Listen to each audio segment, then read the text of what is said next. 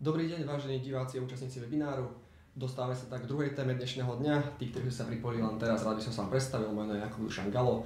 Budem moderovať túto diskusiu k téme webinár, k téme novela zákona o e-commerce, respektíve zákona o ochrane spotrebiteľa a k téme e-commerce. V rámci tejto oblasti sa schválilo v poslednej dobe niekoľko noviel, ktoré je potrebné reflektovať, a o tých najdôležitejších sa porozprávame spolu s našimi dnešnými hostiami. Je to kolegyňa Barbara Rabcová a Martina Tyvald-Mužila z Roncheck & Partners. Je to Martina Honusová z Payoutu, je to Nikoleta Ducarová z Top Privacy a online sa k nám pripojí Peter Schmidt z VGD Slovakia. Takže poďme teda asi rovno k obsahu webinára. Máme tu takú jednu veľkú kľúčovú tému, ktorou je novela zákona o ochrane spotrebiteľa. Prečo táto novela prišla? Ak môžem, tak si vezmem slovo ja. V podstate táto novela, treba myslím si, že na úvod povedať, že to nie je nejaká vlastná iniciatíva Slovenskej republiky alebo našej vlády. V podstate je to potreba, ktorá vyplynula z nejakej transpozície európskej smernice, čiže je to v zásade nejaké plnenie si povinností. Čo ja hodnotím osobne ako veľmi možno pozitívne je to, že v podstate táto novela zákona o ochrane spotrebiteľa nám nejakým spôsobom harmonizuje všetky predpisy, ktoré sme doteraz v rámci teda spotrebiteľského práva používali. Čiže z môjho pohľadu je určite vítané, že nejaké možno to chaotické usmernenie alebo používanie tých jednotlivých predpisov aktuálne nahrádza jeden právny predpis, ktorý v podstate zrušuje pôvodný zákon o ochrane spotrebiteľa a tiež teda zákon o ochrane spotrebiteľa pri predaji tovarov a poskytovaní služieb na základe zmluvy o zatvorenej na diaľku alebo teda mimo prevádzkových priestorov. Čo je dôležité možno povedať, že okrem týchto zrušujúcich predpisov v dôsledku teda prijatia tejto novely s ňou akoby súvisí aj novela občianskeho zákonníka, ktorý je rovnako, to si myslím, že som ešte nepovedala, je účinný od 1.7.2024, takisto ako táto novela zákona o ochrane spotrebiteľa. Je to pomerne krátky čas na prijatie teda nejakých zmien a zapracovanie týchto zmien, ktoré táto novela prináša pre obchodníkov, ale v zásade sú to možno zmeny, ktoré mnohí obchodníci už akoby do určitej miery prijali, reflektujú, prípadne spoločnosti, ktoré majú nejaký medzinárodný presah, tak si myslím, že sú čiastočne na tieto zmeny pripravené. Ja by som si možno dovolila zhrnúť nejaké také najzásadnejšie zmeny, ktoré evidujeme v rámci tejto novely, alebo ktoré s touto novelou prichádzajú, ktoré sa možno teda najviac aj akoby diskutujú alebo boli medializované. Určite nebudem spomínať všetky z nich, lebo tá rekodifikácia, ktorá akoby prichádza s touto novelou, tak je pomerne rozsiahla. Čiže tých zmien je naozaj veľa. Určite odporúčam sa tým obchodníkom nejakým spôsobom zaoberať. Keby som mala prejsť samotne tým nejakým zmenám, tak určite sa veľmi často spomína aj v médiách, že teda s novelou nám prichádza aj možnosť odstúpenia zo 14 dní na 30. V zásade áno, je to pravda, ale je tam jedno veľké ale, ktoré si treba uvedomiť, že nie je to naozaj v každom prípade, čiže netreba sa toho akoby až úplne až tak tejto zmeny báť, ale týka sa to v podstate zmeny tejto lehoty na odstúpenie v prípade, že sa jedná o predajnú akciu alebo teda nevyžiadanú návštevu alebo v súvislosti s nimi.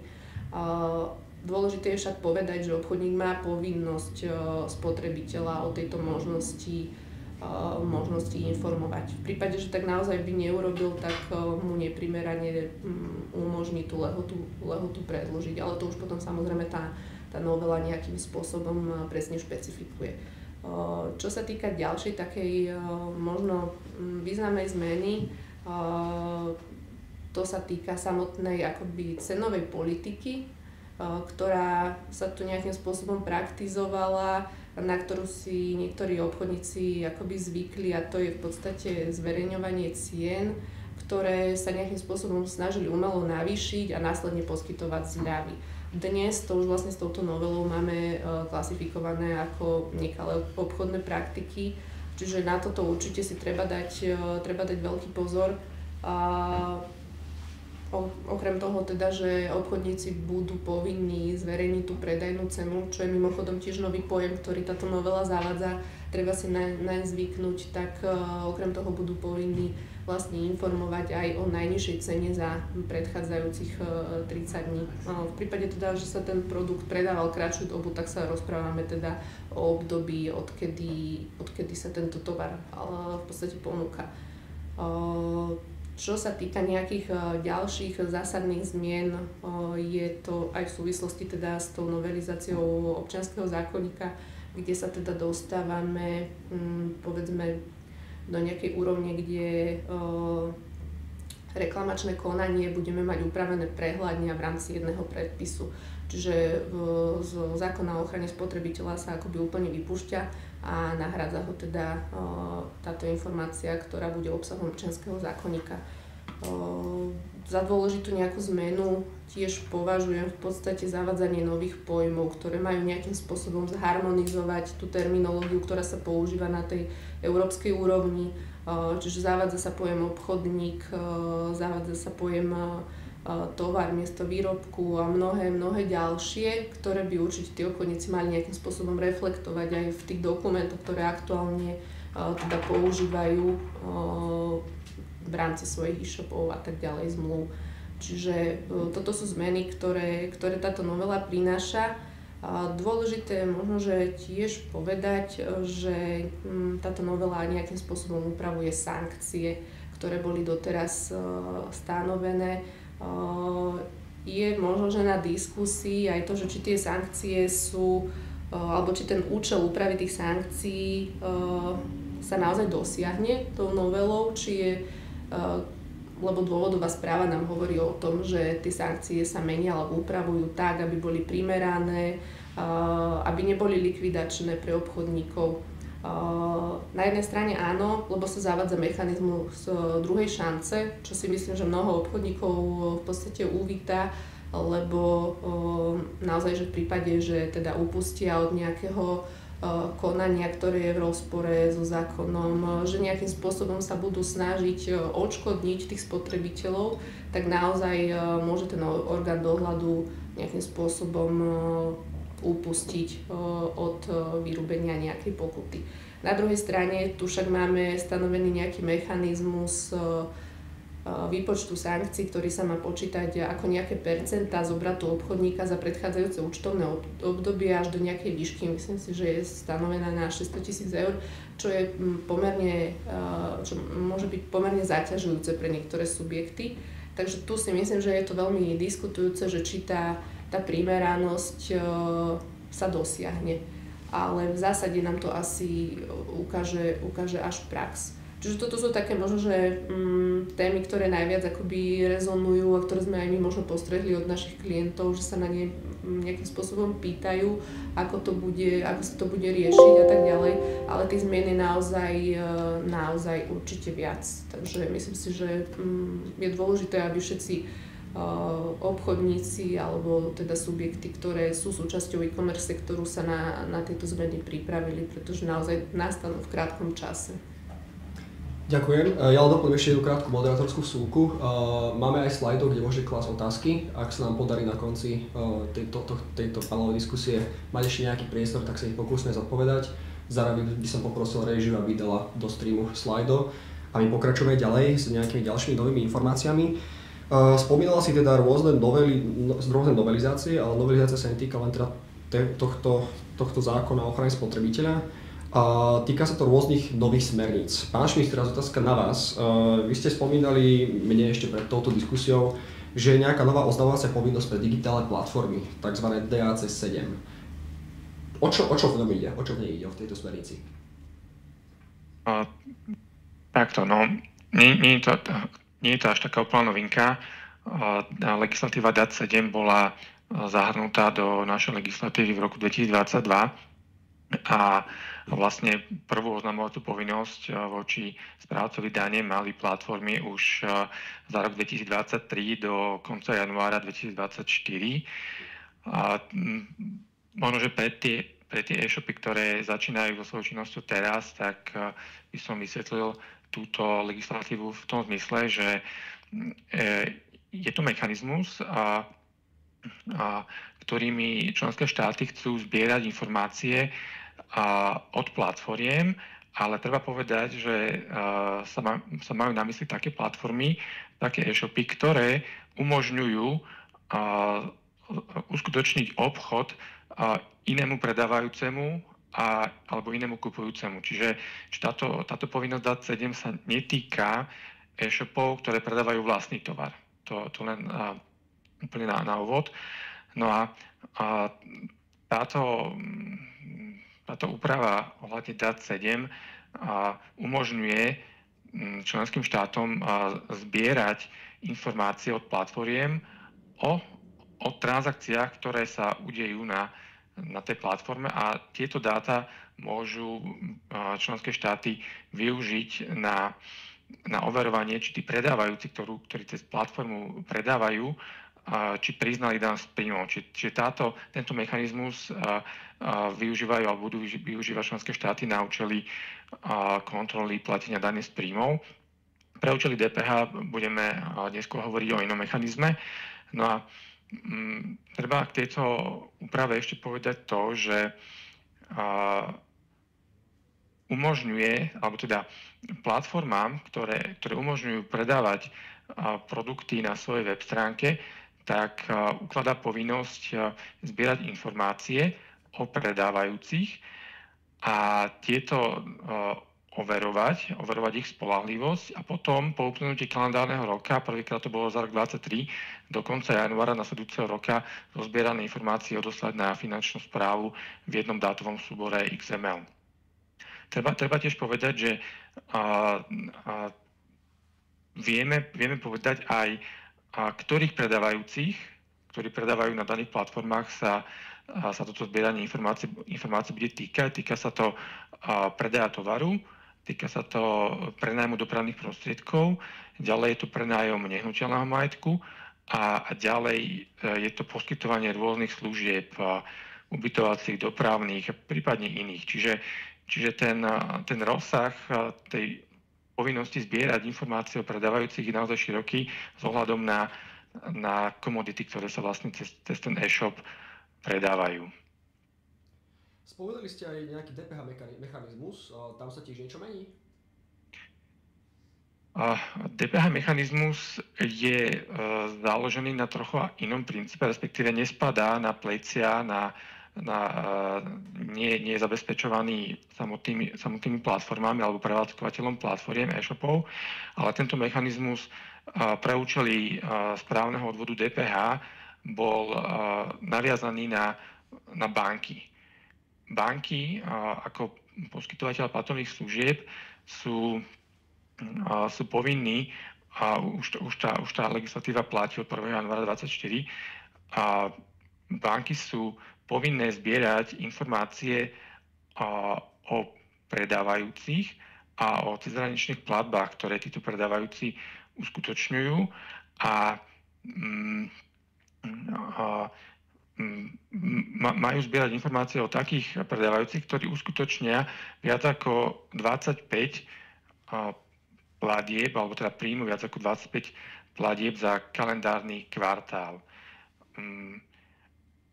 Zároveň tá povinnosť bank posielať zozbierané dáta na finančnú správu nie je na ročnej báze, ale aj na kvartálnej báze, a prvýkrát sa realizovala táto povinnosť za prvý kvartál 2024 do konca apríla 2024. Treba povedať, že oba mechanizmy, či už pre účely dane z príjmov, to bol DAT7, alebo tento mechanizmus cez banky pre účely DPH, sú naozaj zamerané na to, aby finančné správy vedeli odkontrolovať, či predávajúci, ktorí predávajú tovary, prípadne služby cez iné e-shopy, či si splňa svoju povinnosť v oblasti DPH, alebo či si splňa svoju povinnosť v oblasti dane z príjmov, pretože, ako som zdôraznil, ide vlastne o drobných predávajúcich, ktorí môžu predávať cez rôzne portály a finančné správy nemajú praktickú možnosť okrem týchto nástrojov si overiť, či títo dodávateľe predávajúci naozaj zdanili svoje príjmy a odviedli DPH. To preto, lebo najčastejšie teda tými kupujúcimi tými kupujúcimi sú súkromné osoby, bežní ľudia, a tieto osoby, títo bežní ľudia nemajú povinnosti viesť si účtovníctvo, viesť si nejakú evidenciu nakúpeného tovaru, takže naozaj finančné správy nemajú okrem týchto nástrojov nejakú reálnu šancu, ako si overiť, či títo predajcovia cez rôzne e-shopy priznávajú svoje príjmy a odvádzajú DPH. Ďakujem. Myslím, že k tejto téme sa ešte určite dostaneme. Pôjdeme ale o kúsok tému ďalej. Vlastne pre prevádzkovateľe e-shopov nezbierajú teda len dáta finančné o sebe, zbierajú aj dáta o svojich zákazníkoch, užívateľoch e-shopu a tak ďalej. Ja som si pri príprave na túto panelovú diskusiu všimol, že GDPR oslavuje tento mesiac 6. výročie svojho vstúpenia do platnosti, do účinnosti, ale stále sa nachádzajú mnohé subjekty, ktoré to nemajú úplne dobre vyriešené. Čo všetko musia mať e-shopári, prevádzkovateľia e-shopov vyriešené z hľadiska GDPR? Áno, v podstate každý jeden prevádzkovateľ, ktorý prevádzkuje tieto e-shopy, by sa nejakým spôsobom, aspoň čiastočne tomu GDPR mal venovať. Ako si správne povedal, väčšina teda e-shopov to vôbec nerieši, alebo to odkladá práve na bok. Riešia dôležitejšie veci pre nich, čo sú práve dodržiavanie nejakých iných zákonov, ako napríklad zákon o ochrane spotrebiteľa, obchodné zákonníky a podobné veci. Každopádne GDPR je tiež platná legislatíva aj u nás na Slovensku. Tiež máme osobitný zákon, ktorý sa tomu venuje, máme úrad, ktorý dohliada na dodržiavanie týchto zákonných povinností. A tým pádom každý prevádzkovateľ toho e-shopu by mal venovať pozornosť aj tomuto. Takisto v rámci týchto e-shopov sa jedná o enormné množstvo zoskupovania osobných údajov o tom kupujúcom. Čiže či už sa len ten človek prihlási na tú webovú stránku, či už vykoná nejaký ten obchod, či sa už tam prihlási na nejaký odber toho newsletteru a podobne, k spracovaniu tých osobných údajov dochádza, čiže automaticky sa na toho prevádzkovateľa aplikuje tá povinnosť dodržiavať nejaké tie zásady GDPR. Čo to však ale znamená, je to, že v podstate ten prevádzkovateľ by mal viesť toho užívateľa tej webovej stránky alebo toho kupujúceho, alebo už v akom postavení v rámci toho právneho sveta ste, by mal viesť celou tou cestou o tom, ako spracovať tie osobné údaje. Čiže vy ako ten užívateľ zo začiatku tej webovej stránky vstúpite na tú webovú stránku, mali by ste byť informovaní o tom, či už k nejakému spracovaniu dochádza. Čiže nejaká tá informačná povinnosť zo strany toho prevádzkovateľa by tam mala existovať. Či už je to formou nejakého cookie banneru, ako máme teraz novinku, kde vás informujú o tom, že spracovajú vás osobné údaje v rámci týchto cookiesov, či už je to nejaká všeobecne zameraná informačná povinnosť o tom, ako na celej stránke a pri rôznych krokoch spracovajú tie vaše osobné údaje. Čiže je to práve pri nejakej registrácii alebo pri nejakých newsletteroch, či už je to pri nejakej objednávke a podobne, ten prevádzkovateľ by vás mal o tom informovať. Čiže mali by ste mať dostupné všetky informácie o tom, ako budú tie vaše osobné údaje spracované, ako sú spracované, čo máte robiť v prípade toho, že máte pocit, že nie sú spracované dobre, aby ste v podstate neboli prekvapení o tom, že keď vám o mesiac príde do schránky vašej e-mailovej nejaký newsletter alebo vás bude kontaktovať opätovne tento predávajúci, aby ste v podstate neboli prekvapení, aby ste o tom boli informovaní už od začiatku. Čiže tá povinnosť toho prevádzkovateľa je viac menej tá informačná zo začiatku pre toho kupujúceho alebo toho užívateľa tej samotnej stránky. Mal by to mať detailne prepracované, čiže malo by tam byť všetko zodpovedané, čiže na konci prečítania nejaké tejto informácie by ste mali dostať kompletnú informáciu o tom, čo sa s vašimi údajmi bude diať, kde všade budú zasielané a podobne. V podstate táto povinnosť je takisto aplikovaná aj do toho reálneho života, čiže nemalo by to byť niečo informačné, čiže len napísané na papieri, niečo všeobecné, ako si môžeme všimnúť na niektorých e-shopoch, ktoré využívajú jednu mustru a aplikujú to na rôzne obchody a pritom tie procesy sú úplne iné. Ale malo by to byť konkrétne šité na ten konkrétny e-shop a takisto ten e-shop by mal dodržiavať aj tie pravidlá, o ktorých píše. Čiže ak napíšu, že tie údaje nie sú presúvané do nejakých zahraničných štátov alebo USA, tým pádom tie dáta by tam ani naozaj nemali byť zasielané, aby som ja ako zákazník potom bola o tom presvedčená, že áno, tie moje dáta budú spracované vyslovene len týmto prevádzkovateľom toho e-shopu a ďalej sa s nimi už nič nebude robiť. Čiže to je nejaká takáto základná povinnosť, ktorú by mali dodržiavať všetci prevádzkovateľia. My sa v priebehu počas webinára dostaneme k tomu, že aké sú to najčastejšie chyby, takže si to opäť prejdeme v nejakých ďalších fázach v časti tohto webinára. Každopádne ešte tu jedna veľká téma. Martina, to je teraz na vás. Existuje povedzme, že nejaká ochrana spotrebiteľa pri platbe kartou? Čo všetko to rieši? Existuje, veľmi málo zákazníkov o nej reálne vie, že si môže uplatniť túto, nazvime to, dodatočnú ochranu práve zo strany, ktorá je poskytovaná zo strany kartových spoločností. Čiže ak platíte na e-shope, je to kartou, tak je to taká dodatočná ochrana, ale vopred upozorňujem pred predajcami, ktorí nedodajú ten tovar, ktorý bol objednaný, respektíve nedodajú tovar. Aby nevznikla taká mylná situácia, že teraz môžem chargebackovať akúkoľvek transakciu. Vzťahuje sa to iba na transakcie v tom prípade, že obchodník nesplní svoju povinnosť, čiže záväzok voči zákazníkovi, nedodá mu tovar, dodá mu tovar v úplne inej kvalite alebo iný tovar, ako bol objednaný. Prípadne my ako platobná brána veľmi často riešime aj drahšie druhy tovarov, či už sú to nejaké originálne značky, a niekedy môže nastať ten prípad, že je dodaný zákazníkovi neoriginálny kus, čiže fake, tak v tom prípade môže zákazník podať tzv. Chargeback, ale vopred upozorňujeme, že najskôr je potrebné kontaktovať priamo e-shop, začať s ním riešiť reklamačné konanie a chargebackovať transakciu vo svojej banke až v tom momente, keď vidí, že zo strany e-shopu nie je vôľa vyhovieť jeho sťažnosti, respektíve má pocit, že e-shop nepostupuje v súlade s pravidlami. Vtedy môže túto transakciu chargebackovať.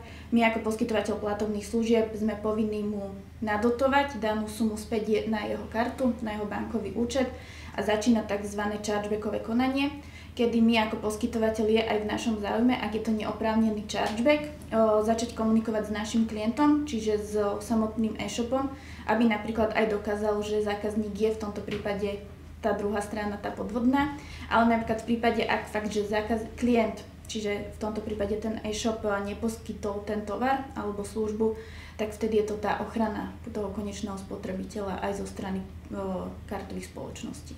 Rozumiem, čiže spotrebiteľa v tomto ohľade ma musí ako prvú kvázi kontaktovať priamo ten e-shop, áno, že niečo nie je v poriadku a následne to riešiť prípadne s vami, že aby sa to nejakým spôsobom začalo chargeback konanie. OK, v poriadku.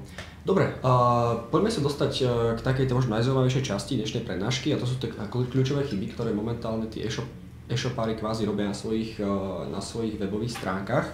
Ja poprosím režiu o zazdieľanie krátkej prezentácie s tými kľúčovými chybami, ktoré sme si pripravili. Len sa informujem, či to už je pripravené, ak áno, môžeme aby ste to videli aj vy pri počítačových obrazovkách. Ak to je v poriadku, ešte ju nevidíme. Oddieľať, v poriadku, tak to nazdieľa momentík.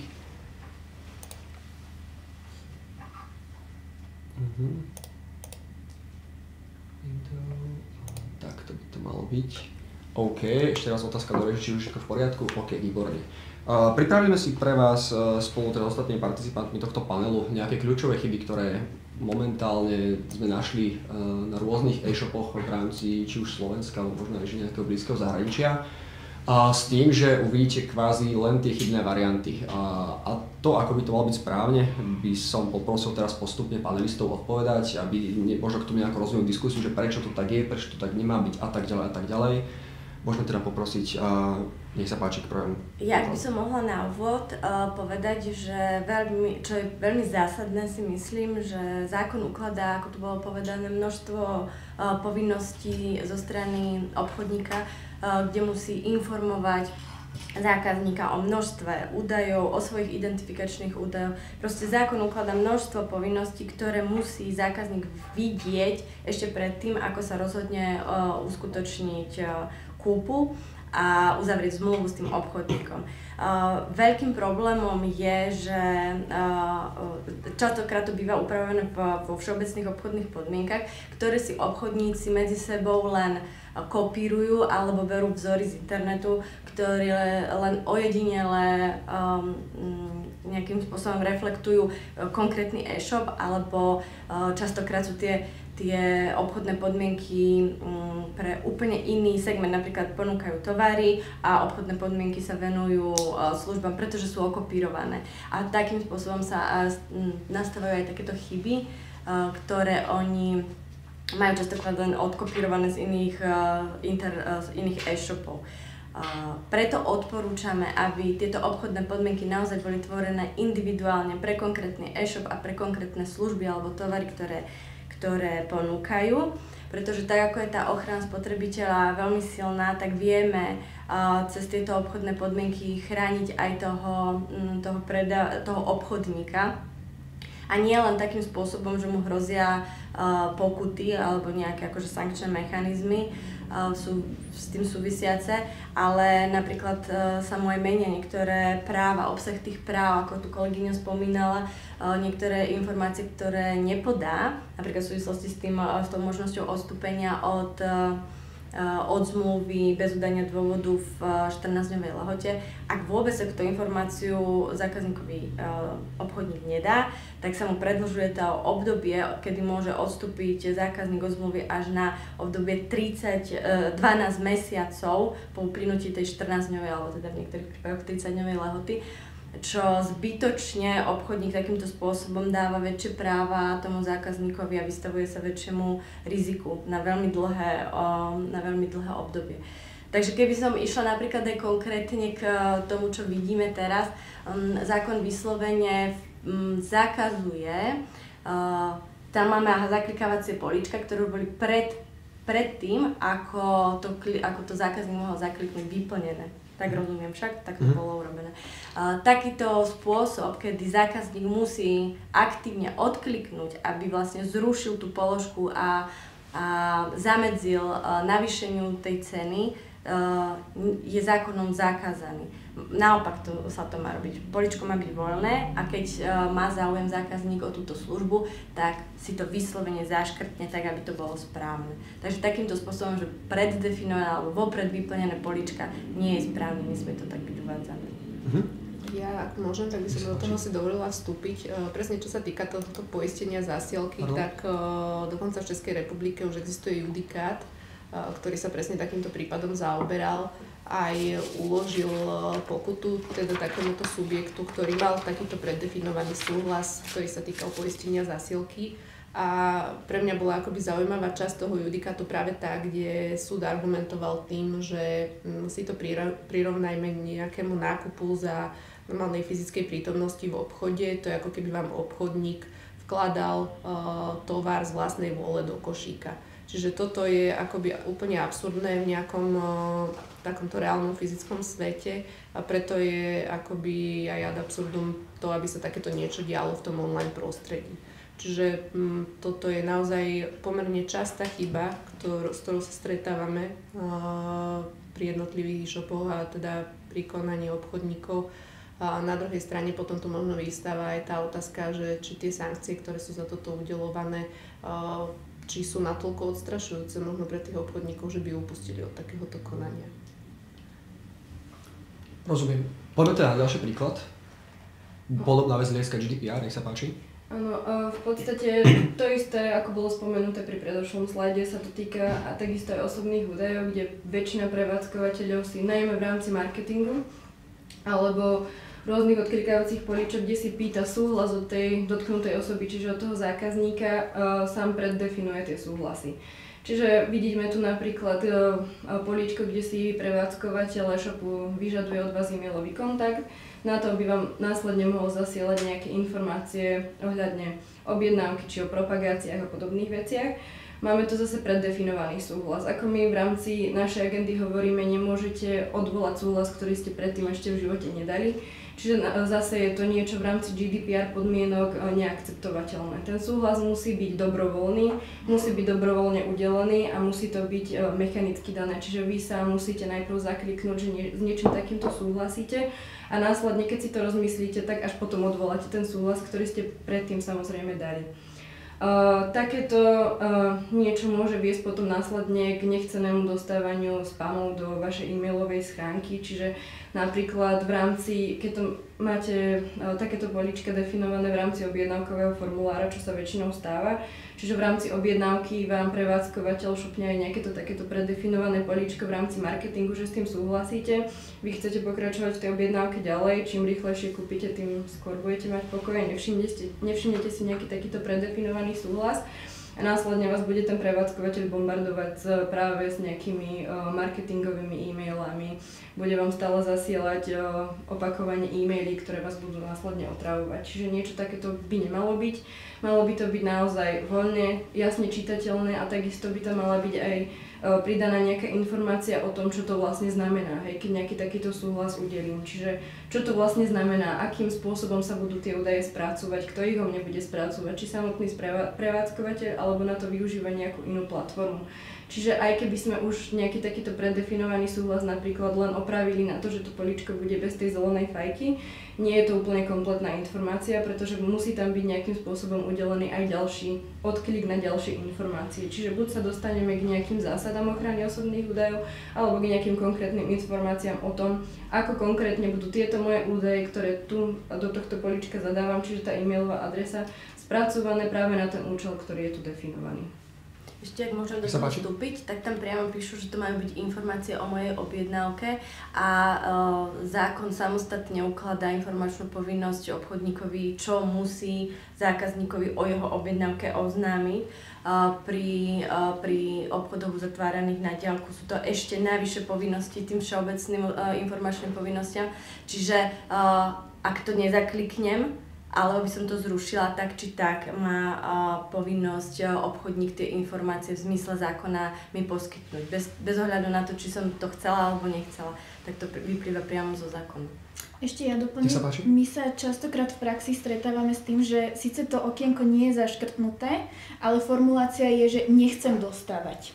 Že aj toto už ako keby, že tie e-shopy začali praktikovať, pričom my to tiež považujeme za chybu, lebo už dopredu dáva ten súhlas. Takže aj na toto my upozorňujeme klientom, že nemôžu to takto formulovať. No tu ja ešte doplním, že jediné, ktoré je akceptovateľné v tomto prípade, že nechcem dostávať, je v podstate len formulár od Heureky, ktorá to má preddefinované. Čiže podmienka na využívanie dotazníka Heureky o spokojnosti daného e-shopu musí mať predkliknuté, musí mať v podstate formuláciu takéhoto odkliku, že nechcem dostávať dotazník o spokojnosti, pretože samotná Heureka si to udáva vo svojich obchodných podmienkach, vo svojich podmienkach využívania, takisto GDPR podmienkach a má to ako opt-out systém. Čiže jedine vtedy to vieme akceptovať a nie je to porušenie ani zo strany GDPR, ani v podstate tej samotnej spolupráce s tou Heurekou.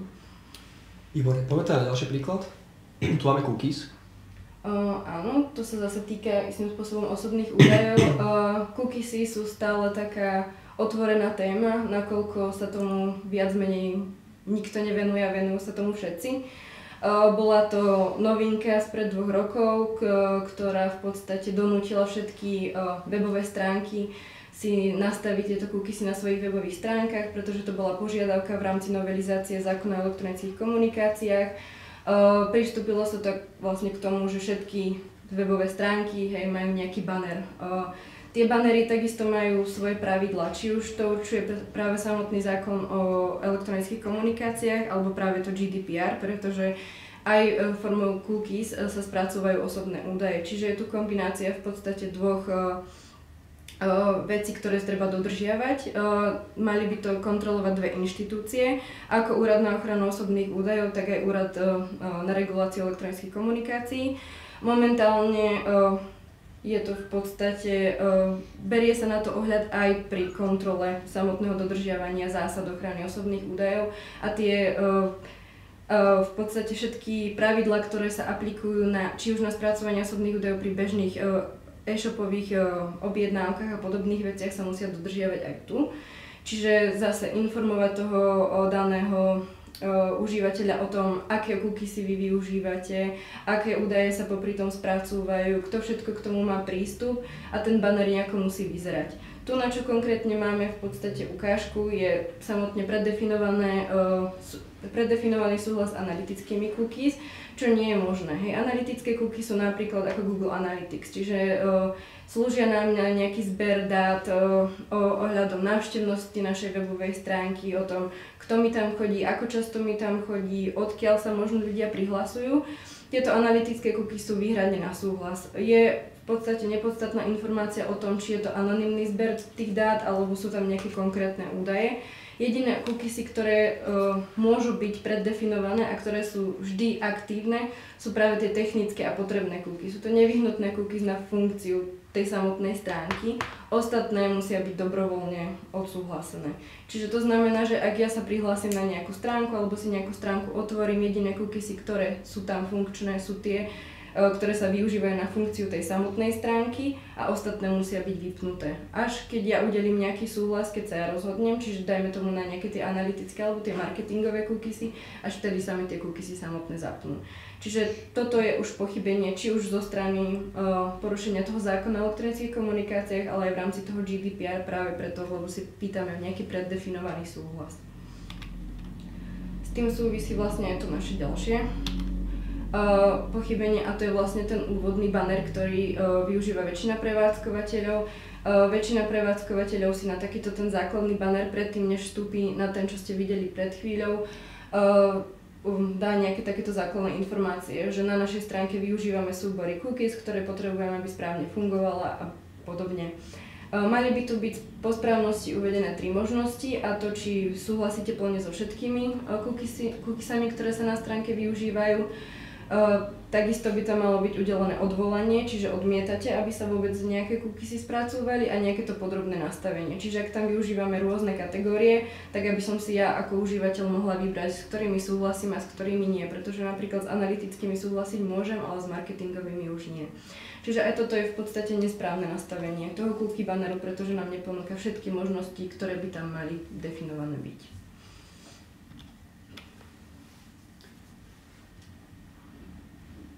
Tu máme ďalšiu tému a k tomuto len by som chcel vyzvať kolegyne, že tu ako keby že nesprávne formulovaný ako keby to potvrdenie na bobky.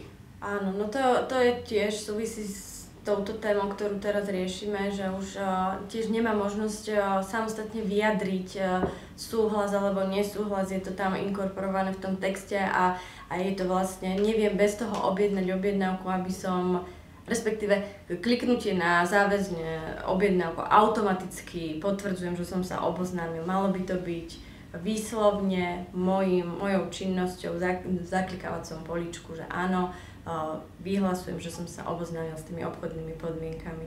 A tiež tam sú aj spracovanie osobných údajov, čiže to je stále to isté, o čom sa rozprávame.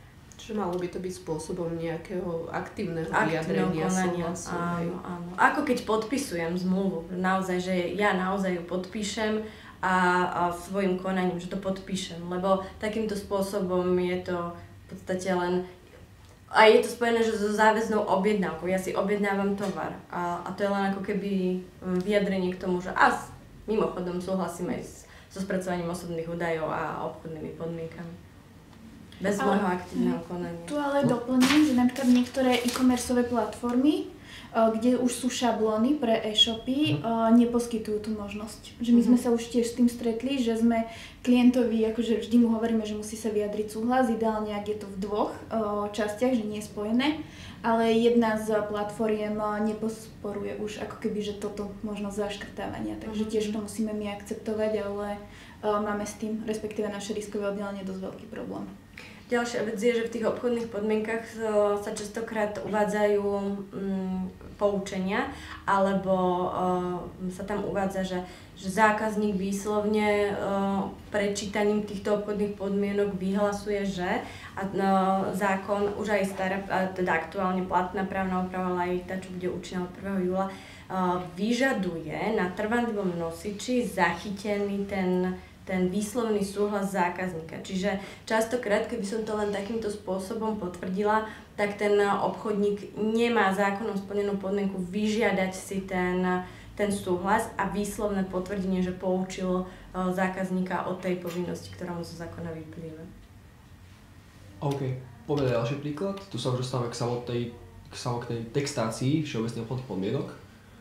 A tu len doplním opäť na zrýchlejšie ozrejmenie. Tu sa jedná o kontaktné údaje, ktoré by mali byť vlastne v všeobecných obchodných podmienkach spísané. Áno, tak ako som spomínala, zákon teraz dáva, že všeobecné informačné povinnosti obchodníka, ktoré sú na začiatku zákona, ktoré následne pri predaji cez e-shopy, teda keď sa uzatvárajú zmluvy na diaľku alebo mimo prevádzkových priestorov obchodníka, sú doplnené o ďalšie ešte informačné povinnosti, kde okrem iných sú presne doslovne vypísané, aké údaje musí obchodník vopred pred uzatvorením zmluvy alebo pred zaslaním objednávky oznámiť zákazníkovi.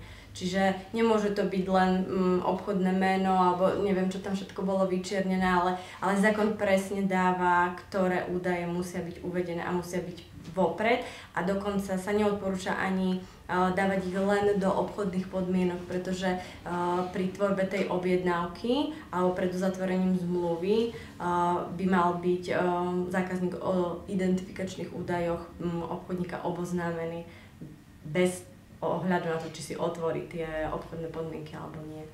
My ako poskytovateľ platobných služieb dbáme na to, aby to bolo aj dole v petičke, že minimálne tam, aby boli kontaktné údaje. Čo sa nám stáva dosť často, tak je, že e-shop tam má úplne iné identifikačné údaje, ako je našim klientom. Že tam má, historicky 3-4 roky úplne inú spoločnosť, ako na ktorú aktuálne predáva. Takže toto bývajú dosť veľké a zásadné chyby. A my sme sa stretli už aj s tým, že tie obchodné podmienky, keď sú odkopírované, tak častokrát v texte alebo v závere textu sú identifikačné údaje na spoločnosť, ktorí to odkopírovali napríklad. Že aj v hlavičke si to zmenia, ale potom dole si to nechajú, že treba na to dávať pozor naozaj. No my sme sa stretli fakt, že vidíme, ktoré sú kopírované, lebo sme mali zhodou okolností jedného klienta, ktorý mal online platformu na objednávanie jedla, kde deklaroval 2-ročnú záruku. Áno, ja súhlasím, je to jedna z pomerne bežných chýb, že naozaj ten e-shop ponúka úplne iný tovar, než reálne opisuje vo svojich obchodných podmienkach. A práve v takomto prípade, že čo sa týka jedla alebo potravín ako takých, tak to môže byť dosť zásadný problém aj z hľadiska tej reklamácie, keď si ju nastaví nejakým takýmto spôsobom. Ale čo som si ja všimla ešte tu v rámci tohto príkladu, tak je, že je to v podstate uvedený aj orgán dozoru a dohľadu. S týmto súvisí tiež v podstate jedna zmena, ktorá vyplýva z novely, a to je, že v podstate pôsobnosť týchto orgánov dohľadu je akoby upravená prehľadnejšie v tejto novele. Je z nej zrejme, ktorý orgán dohľadu sa na koho vzťahuje. Hej. Čiže doteraz boli tieto informácie nejakým spôsobom roztrieštené. Dnes sa teda konečne dostávame do nejakých ucelených noriem a informácií, ktoré z tej novely vyplývajú. Takže určite treba aj toto nejakým spôsobom reflektovať, ak vznikali nejaké nezrovnalosti alebo si tí obchodníci neboli istí, že ktorý orgán dohľadu sa na nich vzťahuje. Určite je potrebná nejaká edukácia aj z ich strany, čo sa tejto novely týka, aj v tomto smere. Poďme ďalší príklad. Áno.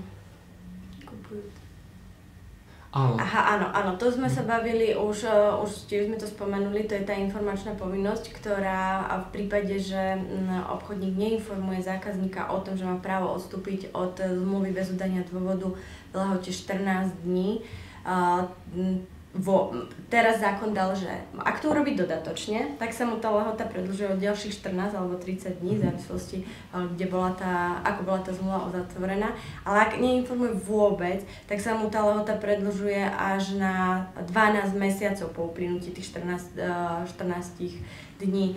Takže musí byť tá povinnosť splnená, to je jedna vec, že musí splniť. Druhá vec, že musí preukázateľne o tom zákazníka informovať a musí vyžiadať súhlas o tom, že súhlasí, aby súhlasí zákazník s tým, aby obchodník začal poskytovať okamžite tú službu. A musia tieto všetky informácie a tieto súhlasy a potvrdenia musia byť zachytené na trvanlivom nosiči, takže nestačí to len formou odkliknutia súhlasu s všeobecnými obchodnými podmienkami.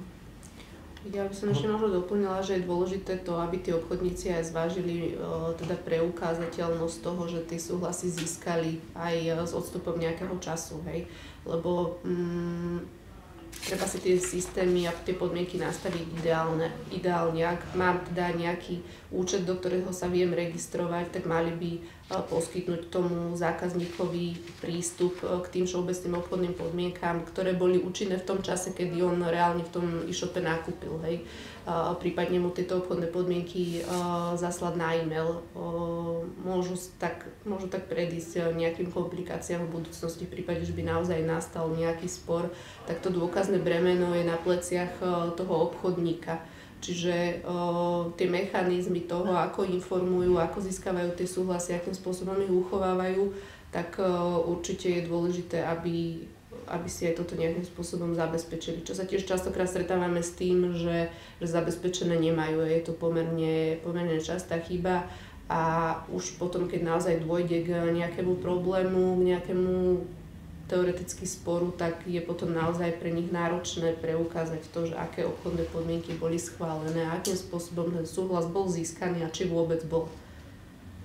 A tu ak môžem doplniť, tak áno, kedysi to bolo také otázne, že klienti sa pýtali, že máme im to posielať a veď to odklikli, veď to prečítali, ale teraz je v zákone priamo napísané, že najneskôr pri dodaní tovaru alebo pri začatí poskytovania služby je povinný tie všeobecné informačné povinnosti, ale aj tie osobitné, čo sa týkajú tých zmluv zatváraných na diaľku, povinný dodať spolu teda s tovarom alebo so začatím poskytovanej služby na trvanlivom nosiči a zákon alebo trvanlivom médiu, to je teraz nový zákonný pojem, a zákon priamo píše, že to musí byť zachytené spôsobom, ktorý umožňuje nezmenenú reprodukciu a použitie v budúcnosti. Čiže teraz je už úplne zrejmé, že ten zákazník to musí dostať v takom aktuálnom znení, ktoré sa na ňo uplatňuje v čase uzatvorenia tej zmluvy.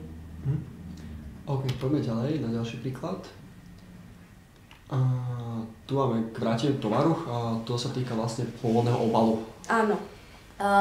To je taká už dlhé roky diskutovaná téma, lebo častokrát si to obchodníci dávajú ako podmienku pre prijatie a vybavenie reklamácie, ale ani súčasná právna úprava, ani nová právna úprava takúto podmienku nedáva. Dávajú v jednom prípade, že by z hygienických dôvodov došlo k poškodeniu toho tovaru, tak v takom prípade má možnosť odmietnúť, ale to je vypísané medzi osobitnými prípadmi, kedy má obchodník právo odmietnúť tú reklamáciu.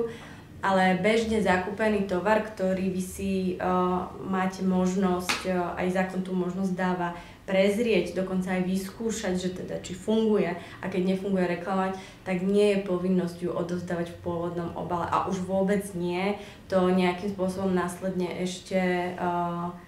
ešte si pýtať navyše náklad za to, že alebo strhnúť z tej sumy vrátenej, ak sa vracia čiastka. Zátvar nemôže to byť zohľadnené v tejto sume. OK, ďalší príklad. Tu je vlastne GDPR v rámci VOPIEK. Áno, tu sa dostávame k najčastejšej chybe prevádzkovateľov a to, že si vlastne samotné zásady ochrany osobných údajov stanovujú v rámci VOPIEK. S tým sa stretávam dosť často, kedy kontrolujem ja jednotlivých prevádzkovateľov a ich e-shopové platformy. Väčšina prevádzkovateľov si buď práve využíva nejakú tú mústru, ktorá v rámci VOPIEK zohľadňuje ochranu osobných údajov a teda zahŕňa takýto rozsiahly bod v rámci svojich obchodných podmienok. Nie je to korektné a to práve z viacerých hľadísk. Informácia o spracovaní osobných údajov na samotnom e-shope má byť prehľadná, transparentná, ľahko dostupná. Keď si predstavíte, že pri nejakej registrácii budete mať odklik na samotné obchodné podmienky, ktoré sú dosť rozsiahle a máte si tam hľadať ešte nejakú konkrétnu informáciu o tom, ako sa tie vaše osobné údaje v rámci tej danej registrácie spracovajú, tak k tej informácii sa veľakrát ťažko dostanete. Čiže kým si prečítate všetky obchodné podmienky alebo možno len konkrétne tú časť o ochrane osobných údajov, nedostanete tú informáciu hneď, nebude kompletná a nemá tam všetky náležitosti, ktoré sú vyžadované či už nariadením alebo našim zákonom o ochrane osobných údajov. Takisto obchodné podmienky a ochrana osobných údajov sú viac menej dve rozdielne agendy, ktoré by sa mali riešiť samostatne v samostatných dokumentoch. Ochrana osobných údajov je naozaj živá agenda. Práve čo sa týka e-shopov, s tými osobnými údajmi sa tam neustále pracuje. Môže tam dochádzať k malým zmenám, ktoré treba zapracovať v rámci tých zásad ochrany osobných údajov. Čiže k tým zmenám tam dochádza často, pravidelne. Keby ste si tieto zásady zakomponovali v rámci vašich obchodných podmienok, tak musíte toho zákazníka neustále informovať o tom, že došlo k zmene obchodných podmienok. Hej? Napríklad by sa to týkalo či už len zmeny nejakého údaja, čiže pýtame si v rámci registrácie navyše, dajme tomu telefónne číslo, musíme to zapracovať v rámci týchto zásad, zmeníme webky, o ktorých musíme potom následne informovať toho zákazníka. Čiže nie je to reálne, nie je to vyhovujúce pre tých samotných prevádzkovateľov a bolo by to strašne veľa roboty, čo sa týka jednak tej informovanosti a obsiahnutia všetkých tých informácií. Čiže nejaký takýto dokument vôbec v rámci, mať tieto kompletné zásady v rámci vopiek je naozaj, je to nesprávne, pretože nedodržiavajú sa tie zásady toho nariadenia, hlavne o tej transparentnosti, jednoduchosti a kompletizácie tých informácií. Takisto mali by ste sa v rámci tohto dozvedieť o všetkom, čiže aj tá terminológia môže byť úplne iná, čo aj je. GDPR má tu svoju vlastnú terminológiu, kde samotný ten prevádzkovateľ je tam dotknutá osoba, sú tam iné pojmy, ktoré sa využívajú a zahrnúť ešte aj v rámci toto vlastne v rámci tých obchodných podmienok by bolo pre mňa ako nereálne a takisto tie obchodné podmienky by potom mali strašne veľa strán navyše, ktoré by ani nemuseli mať a jednak sa to netýka samotného toho obchodu, ale je to samostatná operácia, ktorá sa vykonáva popri tom, ako sa ten samotný e-shop ešte aj prevádzkuje. Čiže naozaj samotný prevádzkovateľ tú ochranu osobných údajov nevyrieši tým, že si zakomponuje nejaký takýto rozsiahly bod v rámci svojich vopiek, ale naozaj tej ochrane osobných údajov sa musí venovať pomimo. Tie pravidlá sú tam úplne iné, ako sa aplikujú na tie samotné obchodné podmienky a tým, že vlastne sa tie pravidlá často menia, k nejakým tým aktualizáciám dochádza k zmene či už sprostredkovateľov alebo iných subjektov, ktoré pracujú s tým samotným prevádzkovateľom, je dobré mať na to úplne samostatný odklik v rámci tej webovej stránky, kde sa tomu bude venovať ten prevádzkovateľ samostatne a bude to transparentnejšie a ľahšie dohľadateľnejšie pre tie dané osoby, ktorých sa to týka, čiže nejakých tých zákazníkov alebo tých samotných užívateľov tej webovej stránky. Dobre, ideme ďalej na ďalšiu tému. Toto je téma pána Šmita. Nech sa páči slovo. Tak, už tu máme teda nejaké dva príklady na daňové možné chyby v praxi. Prvý tento slajd sa týka situácie, kedy e-shop predáva tovar iným podnikateľom, to znamená, že ide o transakciu business to business a predáva tovar do iného členského štátu, povedzme do Maďarska. V takom prípade tento slovenský e-shop môže fakturovať tento tovar bez slovenskej DPH, môže sa uplatniť tzv. Oslobodenie, avšak na to oslobodenie treba splniť podmienky podľa zákona o DPH. No a veľmi častou chybou, ale teda častou chybou môže byť to, že keď slovenský e-shop vyplňa súhrnný výkaz, ktorý je teda povinný pri dodaní tovaru do iného členského štátu, tak môže spraviť napríklad chybu v tom, že zadá kód 2, alebo teda zadá vôbec nesprávny kód do príslušného riadku súhrnného výkazu. No a v tomto konkrétnom prípade kód 2 sa týka dodania služieb, dodania tovaru. Podanie súhrnného výkazu je vlastne podmienkou na to, aby to dodanie tovaru mohlo byť oslobodené od DPH na Slovensku. Takže táto chyba s tým kódom sa v praxi môže stať, ale na druhej strane dá sa vysvetliť, dá sa opraviť. Ale iná a už závažnejšia chyba môže nastať vtedy, keď slovenský e-shop predáva tovar povedzme maďarskému odberateľovi, nejakému podnikateľovi a ten nemá platné maďarské DPH, tak ak si slovenský e-shop neoverí platnosť DPH toho svojho odberateľa, uvedie neplatné DPH do svojho výkazu, tak môže mu byť zo strany Slovenského daňového úradu po daňovej kontrole toto dodanie tovaru do Maďarska dorubené o slovenskú DPH na výstupe. Čiže to je prvý príklad a môžeme prejsť na ďalší slajd. No a tento slajd sa týka predaja tovaru na diaľku, to znamená, že ak e-shop predáva tovar bežným spotrebiteľom, konečným zákazníkom, tak e-shop má možnosť dobrovoľne vstúpiť do tzv. Osobitnej schémy zdaňovania One Stop Shop, ktorá prináša so sebou viaceré benefity. Jedným z nich je to, že sa nemusíte registrovať v Česku, Poľsku, Maďarsku, kde máte svojich koncových zákazníkov, ale stačí vám sa registrovať do schémy One Stop Shop a podávať jedno veľké daňové priznanie na Slovensku. No ale s tým samozrejme po podaní tohto jedného veľkého daňového priznania musíte tu aj daň zaplatiť. A legislatíva v tejto oblasti stanovuje, že ak opakovane porušujete povinnosti v tejto osobitnej schéme, napríklad 3-krát nezaplatíte po sebe úplnú sumu DPH, ktorú ste v daňovom priznaní priznali, tak môžete byť vylúčení z tejto osobitnej schémy, a to až na 2 roky.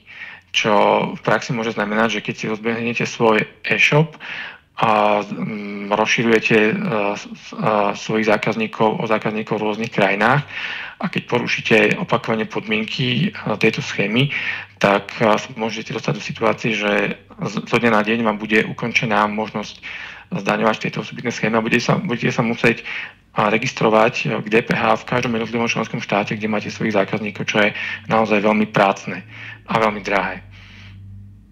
Takže toľko. Dobre. Prejdeme k tým posledným pár častiam. Toto sme už čiastočne riešili, to sa jedná k vráteniu peniazí kupujúcemu, kde tu má vlastne 30 dní od doručenia.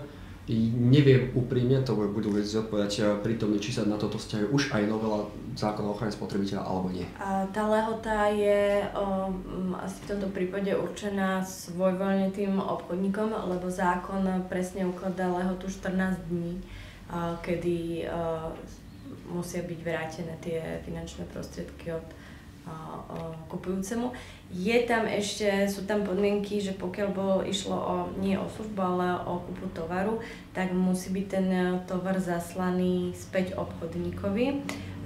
Výnimku je tam zase samozrejme v prípade, ak išlo o nevyžiadanú návštevu alebo pri predajnej akcii. Tam tu je naopak, že môže ten kupujúci vrátiť ten tovar až v prípade, že mu obchodník peniaze vrátil najprv, že nie je to podmienené ako v tom prvom prípade, že obchodník vracia až keď mu kupujúci vráti ten tovar. Ale tá lehota je zákonná, nemôžu si ju sami obchodníci určovať. Ja by som sa ešte vyjadrila k spôsobu vrátenia platby. Veľmi veľa e-shopov si pýta od zákazníka IBAN, aj v prípade, že bola napríklad platba kartou, pričom z pohľadu pravidiel kartových spoločností je potrebné zabezpečiť ten spätný tok rovnaký, ako bol ten prichádzajúci. Čiže veľa e-shopov povie, že chcú ušetriť, lebo je tam ten istý transakčný poplatok, tak radšej mu to pošlem na účet, ale v konečnom dôsledku to pre nich môžu znamenať dodatočné náklady, napríklad aj v podobe toho chargebacku. Ale je tu fakt, že veľmi dôležité, aby e-shopy pri platbe kartou vracali späť peniaze na účet cez kartu. Áno, a na to zákon už myslí, je to tam priamo napísané, že musí byť využitý rovnaký spôsob, ako došlo k úhrade za tú službu alebo tovar. Dobre, poďme na ďalší, myslím, že to je posledný, to je formulár vrátenia tovaru. To sme čiastočne aj nejakým spôsobom ako keby, že už načrtli, že ten formulár musí mať nejaké obligatórne náležitosti. Áno, ale ten tovar aj nemusíte vrácať len takto, môžete ho v ktorýkoľvek prevádzkárni vrátiť, že nemôže pre obchodník ako keby stanoviť len jeden spôsob na vrátenie toho tovaru, lebo zákon ich umožňuje viacerými možnosťami. A ten formulár teraz tvorí aj prílohu zákona, kde sú ako keby všetky podstatné náležitosti, ktoré zákon vyžaduje, uvedené, ale v dôvodovej správe samotnej sa píše, že keďže je použité slovné spojenie podľa prílohy, tak to má byť len akýsi vzor, ktorý pomôže tým obchodníkom, ako má vyzerať taký formulár, ale nemusia sa ho striktne ani toho formátu, ani tej textácie pridržiavať. Je to len ako keby vzor. Ale áno, je priamo prílohou zákona, takže je to veľká pomoc pre obchodníkov, že keď použijú presne ten istý, tak to majú úplne jednoduché. V poriadku. A myslím, že toto sme vlastne pri povinných náležitostiach potvrdiť objednávky ešte neriešili a môže sa ešte k tomuto dostať. To tiež súvisí s tými povinnými informáciami, ktoré musí obchodník poskytnúť, aj s tými cenami, napríklad, že musia byť uvedené jednotkové ceny DPH, musí byť uvedená, toto je to takže spolu s DPH, tá špecifikácia toho produktu, ktorý kupujete, nie je úplne zrejmá z tejto objednávky, že nespĺňa to tie zákonné požiadavky na to, ako má vyzerať potvrdenie objednávky.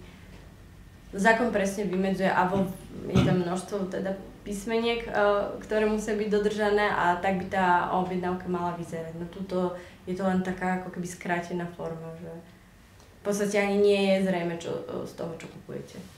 Rozumiem. OK, v poriadku, túto tému si dovolím uzavrieť a poďme sa posunúť ďalej. Riešili sme tu vlastne, pán Šmíd ukazoval, respektíve popisoval aj určite cezhraničné transakcie. Ako to má napríklad payout s platbami v zahraničí? Ako vplýva na to povedzme nejaká legislatíva? Je tam niečo, na čo si majú dávať tí obchodníci pozor? Určite to musia reportovať, čo málo ktorý e-shop reálne zabúda, alebo nemyslí na to, že myslí si, že predávam v Maďarsku, tak napríklad vždy sa pýtame na to, že či majú aj registráciu na finančnej správe v Maďarsku, na čo veľmi veľa e-shopov zabúda. Takže s týmto sa my pravidelne stretávame, ale určite je potrebné, aby dbali oni na to. A respektíve ešte častejšie, možno keď chcú ísť do Ameriky, tak nech si fakt zvážia, či tam chcú vstúpiť, lebo sú tam úplne iné tie legislatívne nariadenia. Takže musia mať dobrú znalosť toho celého a určite by som im odporúčala radšej sa obrátiť na právnikov, ako ísť po vlastnou cestou alebo na niekoho, kto má skúsenosti práve s týmto. Pán Šmíd, chcete reagovať? Ja len zareagujem krátko, že práve e-shopy, ktoré chcú predávať tovar konečným spotrebiteľom v iných členských štátoch alebo chcú dovážať tovar z tretích krajín do hodnoty 150 €, tak vlastne majú možnosť sa vyhnúť registrácii k DPH v inom členskom štáte tým spôsobom, že vstúpia do osobitnej schémy One Stop Shop, o ktorej som vlastne už trošku hovoril. A ak sme pri tej téme, tak by som k tomu povedal, že tá osobitná schéma One Stop Shop má viaceré výhody. Jednou z nich je, že nemusíte sa registrovať v iných členských štátoch DPH a podávať tam daňové priznanie. Namiesto toho podávate jedno veľké daňové priznanie, v ktorom deklarujete svoje objemy predajov v jednotlivých členských štátoch. Zároveň DPH, ktorá patrí vlastne tým štátom, kde máte tých konečných spotrebiteľov, tak tú DPH zaplatíte jednou platbou na Slovenský daňový úrad, ktorý jednotlivé DPHčky pre jednotlivé členské štáty on ich rozdistribuuje na daňové úrady týchto členských štátov. Čiže toto sú akoby dve základné výhody osobitnej schémy One Stop Shop, ktorá je vlastne dobrovoľná, nepovinná. No a je možné zdaňovať touto osobitnou schémou nielen predaj tovaru na diaľku, ale je možné zdaňovať aj predaj služieb konečným spotrebiteľom v iných členských štátoch. A ako som spomínal, dá sa cez túto osobitnú schému zdaňovať a deklarovať aj dovoz tovaru z tretích krajín do hodnoty 150 €. A nakoniec túto osobitnú schému môžu využívať aj tie e-shopy, tie digitálne platformy, ktoré nepredávajú len svoj vlastný tovar, respektíve nepredávajú vlastný tovar, ale predávajú tovar, alebo umožňujú predávať tovar iným predajcom na svojej web stránke, tak za istých okolností vzniká dokonca povinnosť digitálnym platformám platiť DPH z transakcií, ktoré umožnia uskutočniť predávajúcemu a kupujúcemu. A v takom prípade tiež môže digitálna platforma vstúpiť do osobitnej schémy One Stop Shop. Ďakujem. Týka sa to aj malých a stredných podnikov v prípade napríklad, že majú možnosť aj nejakého alternatívneho spôsobu zdaňovania? Je tam nejaký súvis medzi tým? Tá osobitná schéma je dostupná aj malým podnikom, samozrejme.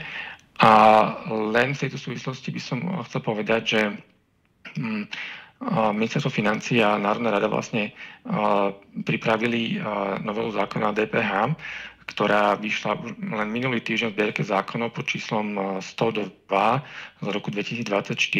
A v rámci tejto novely zákona o DPH, ktorá bude účinná od 1. januára 2025, tak sa zavádza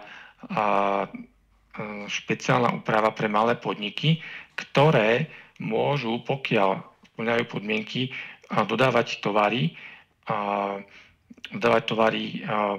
oslobodené od dane ako keby bez dane na výstupe. Medzi tie základné podmienky patrí, že povedzme slovenský malý podnik dosiahne za kalendárny rok obrat v celej Európskej únii maximálne 100 000 eur. To je podmienkou.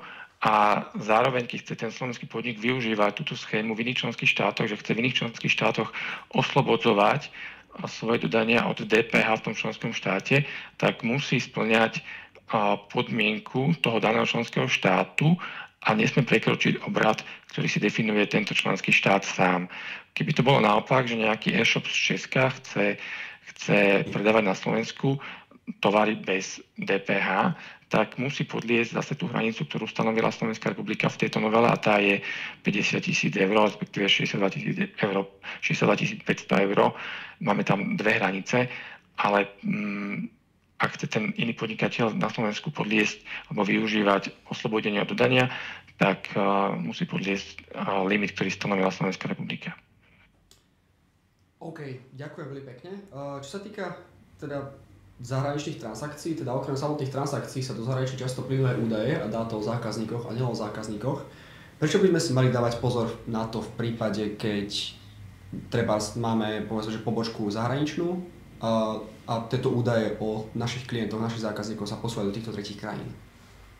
V podstate, čo sa týka nariadenia GDPR, to sa aplikuje v rámci Európy, čiže je to európska legislatíva, tam by mali byť tieto pravidlá jednotné a všetci prevádzkovateľia by mali dodržiavať tie isté pravidlá. Čo sa týka krajín mimo EÚ, tie majú svoje vlastné legislatívy, čiže tie podmienky, tie pravidlá, tie zákony môžu byť diametrálne odlišné ako tu, čiže nevieme, čo sa s nimi ďalej deje. Napríklad takým najväčším výkričníkom a otáznikom je práve tá Amerika. Čiže viac menej, ak aj ten prevádzkovateľ toho e-shopu spolupracuje nejako s zahraničnými platformami, či už v Amerike, či už využíva nejaké služby v rámci tohto e-shopu z týchto krajín, tak mal by dbať aj na to, že tie pravidlá naozaj, ak zasiela tieto údaje týchto svojich zákazníkov mimo Európsku úniu, tak mal by o tom informovať týchto zákazníkov, že čo sa s tými údajmi deje, aké pravidlá sa na ne budú aplikovať. Títo zákazníci by mali byť o tom informovaní a mali by vedieť, aký dopad to na nich môže mať. Napríklad v rámci Ameriky tá legislatíva je naozaj úplne odlišná práve v tom, že tie údaje sa tam zbierajú, neskôr sa využívajú, nevieme, kde sa ďalej posúvajú. Využívajú sa rôzne cloudové úložiska, čiže tie údaje sú rozhádzané nie práve konkrétne v jednej prevádzkarni v rámci údajov, ale môže to byť na viacerých miestach, nevieme, kde všade sa môžu dostať, nemajú tam nejaké striktné pravidlá o tom, kde všade tie údaje môžu poslať ďalej. Čiže naozaj tie vaše údaje sa môžu dostať úplne k nejakej 50. osobe, ktorá prevádzkuje úplne nejakú inú platformu, či už marketingovú a podobne, a tie informácie o vás budú vedieť a budú zdieľať a budú vlastne ďalej kolovať. Čiže na toto by si mali dávať pozor aj prevádzkovateľia, aby vedeli, s kým spolupracujú, ako má ten daný človek alebo ten daný prevádzkovateľ, ten druhý, poriešené vlastne túto ochranu osobných údajov, či to zodpovedá tým pravidlám, ktoré my musíme dodržiavať v rámci Slovenskej a Európskej únie, a následne informovať o tom aj tých zákazníkov, že niečomu takémuto dochádza a čo to vlastne môže znamenať. Mám ako spotrebiteľ možnosť s tým niečo urobiť? To znamená, že povedzme, že vnímam, že mi chodia moje údaje do nejakej tretej krajiny, treba do tej Ameriky, a chcem dosiahnuť to, aby to proste tam nechodilo. Aké má možnosti momentálne na slovenskom trhu, respektíve pri slovenskej legislatíve? Tak ako prevádzkovateľ viac menej toho e-shopu, tak ten by si mal dávať pozor práve na výber týchto jednotlivých svojich spolupracovníkov, čiže musí si dbať na ten zdroj, čiže mal by si ho preveriť, mal by myslieť na to, mal by sa cítiť do kože toho samotného zákazníka, že aké by to bolo, keby s jeho údajmi sa takto spolupracovalo a ako by sa ďalej využívali. Ja ako zákazník teoreticky by som si v rámci tých zásad, ktoré mi ten prevádzkovateľ poskytne, vedela prečítať, vedela sa informovať o tom, že ako tie moje údaje budú spracúvané, a tým pádom, ak sa mi to nebude zdať, tak ďalej nepokračovať v spolupráci s tým daným prevádzkovateľom. Každopádne ako zákazník, ako dotknutá osoba môžem teoreticky upozorniť toho prevádzkovateľa, že buď sa mi niečo nepáči, alebo si dožiadať viacej informácií, aby ma ten prevádzkovateľ samotný uistil o tej bezpečnosti tých mojich údajov. A keď už je najhorší, nahlásiť toho prevádzkovateľa na úrade na ochranu osobných údajov, že dochádza k tomu pravidelnému porušovaniu. Čiže tu sa už ako keby dostávame k nejakej tej dôveryhodnosti toho e-shopu. Teda predpokladám, že všetci sme už niekedy nakúpili na nejakom e-shope akýkoľvek tovar. A každý máme, povedzme, že nejaké aspekty, podľa ktorého vnímame, že ten e-shop je nejakým spôsobom dôveryhodný, či už to je, ja neviem, či už to sú recenzie, alebo to je, povedzme, že nejaká tá značka. Ale z druhej strany to môže byť tiež veľmi zaujímavé. A chcem vás spýtať vás, Martina, akým spôsobom, na čo payout prihliada pri ako keby novej spolupráci? Čo sú tie problémy? Robíme dôsledne, nazvime to, že due diligence proces, v rámci ktorého si overujeme vlastnícku štruktúru e-shopu, čiže reálne určujeme konečných užívateľov výhod, pozeráme sa na finančné dáta, čiže chceme firmy, ktoré sú finančne zdravé, pozeráme sa na to, že či sú v registri partnerov verejného sektora, sťahujeme si ich účtovné závierky, čiže pozeráme sa aj na nejakú tú majetkovú štruktúru. V neposlednom rade sú to všetky dokumenty, ktoré tu boli dneska spomínané. Či už sú to všeobecné obchodné podmienky, častokrát chýbajúci reklamačný poriadok, na ktorý fakt, že majitelia e-shopov zabúdajú, respektíve to majú v rámci VOPIek napísané jednou vetou, to býva, že štandard. Ochrana osobných údajov DETO, proste vôbec tam nemajú vydefinované nič, takže na toto sa určite my pozeráme. Prechádzame si celým procesom objednávky, čiže pozrieme sa presne na to, kde sú zaškrtávacie políčka, kde nie sú. Pri niektorých rizikovejších typoch podnikania alebo podnikaní, kde sa vyžaduje buď nejaká regulácia alebo nejaká registrácia, či už je to spotrebná daň pri predaji alkoholu, všetky tieto informácie od klienta pýtame. Častokrát im dávame ešte my kontrolné otázky, ak je to napríklad výživový doplnok, či majú registráciu na úrade verejného zdravotníctva. Nech nám zapošľú registráciu, na ktoré konkrétne výrobky ich majú, čiže s týmto zvyšujeme aj to, že tie produkty budú reálne v súlade, buď so zákonom alebo akýmikoľvek ďalšími nariadeniami. Čiže pýtame si fakt, že veľmi veľa informácií, preto aj ten proces u nás netrvá hodinu, ale snažíme sa, aby to bolo v priebehu 72 hodín, aby sme aktivovali klienta, ale dbáme na to, aby tí klienti naši boli fakt v súlade so zákonom a častokrát sledujeme aj recenzie, čiže Heureka nám v tomto fakt, že veľmi pomáha, čiže môže to byť aj znak pre nás to, že ak sú tam negatívne recenzie, pravdepodobne e-shop neposkytuje tovar v potrebnej kvalite, takže to sú tie také fakt, že ten komplexný pohľad na ten e-shop. Ja by som mala toho vstúpiť, čo sa týka tých recenzií, tak to je vlastne tiež jedna zo zmien, ktorú prináša táto novela zákona o ochrane spotrebiteľa a to je vlastne povinnosť toho obchodníka informovať toho spotrebiteľa o tom, že či a akým spôsobom vlastne preveruje tú autenticitu hodnotení svojich produktov alebo služieb. Čiže na toto by sa tiež obchodníci mali určite teraz pozrieť, či takúto informáciu poskytujú, predpokladám, že nie, alebo drvivá väčšina z nich určite nie, takže toto je tiež možno nejaký taký výkričník pri tom poskytovaní informácií, ktoré musia byť poskytnuté. A ešte by som doplnila, že nech si dávajú veľký pozor aj na fotky, dajme tomu, že pred použitím a po, lebo to tiež môže byť v očiach toho spotrebiteľa, že keď ja neviem, že sú tam tabletky na chudnutie a ten človek neschudne za 3 mesiace 20 kg, tak častokrát ten zákazník môže mať negatívny pocit z toho a môže si začať uplatňovať svoje práva. Čiže dávať aj fakt na toto pozor. Čo má teda robiť spotrebiteľ, keď nakúpil v nejakom polozivom e-shope? No z môjho pohľadu v prvom rade kontaktovať ten samotný e-shop, snažiť sa situáciu riešiť s ním.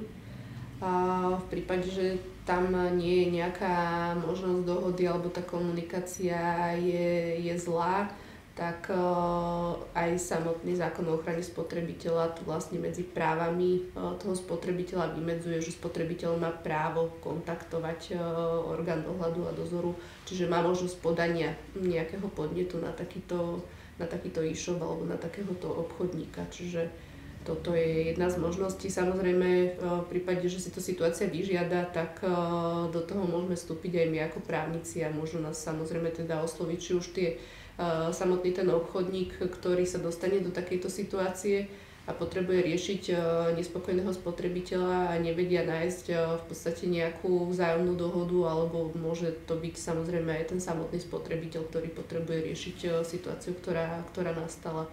V prípade, že teda naozaj narazí na takýto nejaký e-shop, ktorý považuje za nedôveryhodný, alebo za e-shop, ktorý nedodržiava podmienky, ktoré by dodržiavať mal. Čiže toto sú asi také nejaké základné možnosti, ktoré majú možnosť využiť obidve strany. Ďakujem veľmi pekne. Ja sa pozerám už na čas, už minútku presahujeme. A chcem vás pýtať, máte niečo ešte, čo by ste chceli povedať, nejaké doplnenie? Ja som ešte len možno tak k tomu tiež k tej dôveryhodnosti, že sa zavádza princíp efektívnej komunikácie spotrebiteľa s tým obchodníkom a v rámci tých informačných povinností musí oznámiť aj kontakt, na ktorom ho môže zákazník kontaktovať, ale týmto nekončí, len že oznámim telefónne číslo alebo e-mail.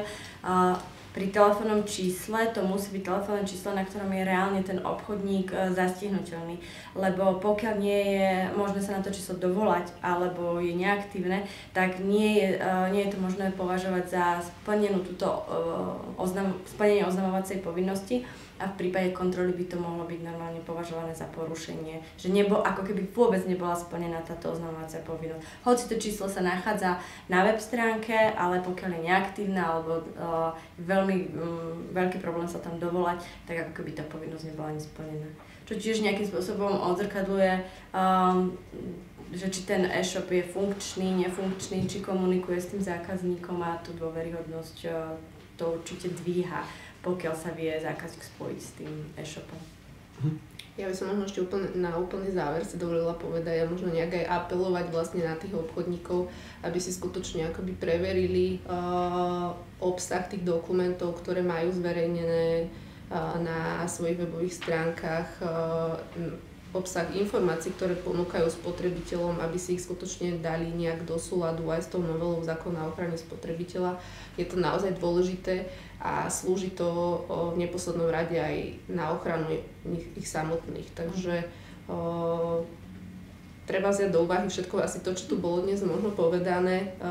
Samozrejme, nie všetko sme stihli povedať, tých povinností, ako som aj v úvode hovorila, je oveľa viac aj tých zmien. Takže treba sa nejakým spôsobom aj edukovať v tomto smere, naštudovať si možno, že aj tú novelu, kontaktovať niekoho, kto v podstate sa v téme vyzná a orientuje a dať si možno aj poradiť. Dobre, ďakujem. Tento záver vlastne hovoril asi všetko za seba. A áno, tých otázok je ešte mnoho, aj tých otvorených tém, ktoré by sme mohli riešiť, je mnoho. Rovnako je veľa aj otázok na slajde, ktoré žiaľ pre krátkosť času už nestihneme, ale myslím, že sa dohodneme na tom, že ich vieme spracovať potom po webinári, všetky odpovede na tieto otázky vám následne zaslať, takže nebojte sa, určite neprídete. Tým pádom my som vlastne túto panelovú diskusiu uzavrel. Chcem sa poďakovať pánovi Petrovi Šmitovi z VGD, že sa pripojil online. Ďakujem veľmi pekne. Ďakujem aj ja. Ďakujem aj Nikolte Ducarovej z Privacy Ženská, prišla Martine Hanusovej z Payoutu, Martin Divaru Božilovej a Barbara Vrabcovej z Ročka Partners. Ďakujem aj vám, že ste prišli, že ste sa mi vydržali tieto zhruba od prvej panelovej diskusie 2 a 3/4 hodinky a verím, že sa vidíme opäť niekedy na budúce. Ďakujem pekne, želám ešte príjemný zvyšok útorka. Dovidenia.